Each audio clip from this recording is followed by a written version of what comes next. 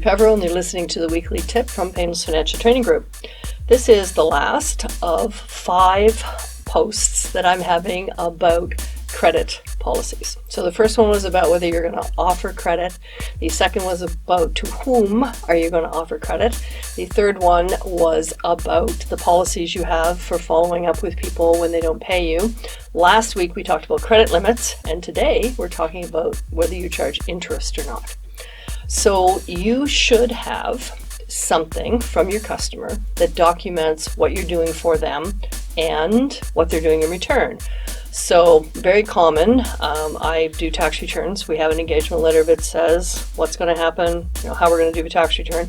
But at the end of the engagement letter, there's a couple paragraphs that talk about how our invoices are due when they are rendered, as they say, when they're given to you.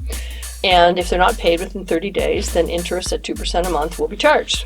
And everyone signs that letter before they get their tax return done. In your business, you should have something similar. You should have documentation that indicates exactly what you're doing, what you're not doing, if that's important. We always say we're not doing an audit because we're not. And you want that kind of documentation as well. We talked last week about how that will help you if you need to send someone to collection, because you're going to have that documentation. For charging interest, you have to have the person agree that they will pay interest if they don't pay on time. That's important. So you're going to make that decision. Are you, in fact, going to charge everyone who pays you late interest? And not everyone who has the ability to do it does. We could all learn from Canada Revenue Agency, CRA. They are very good. They charge interest to everybody if they don't pay on time. And they're at the point, of course, where people will pay CRA before they pay anybody else.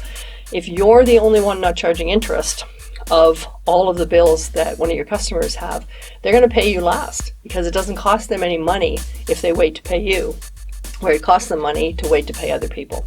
So consider setting up an interest policy so that you get your money on time.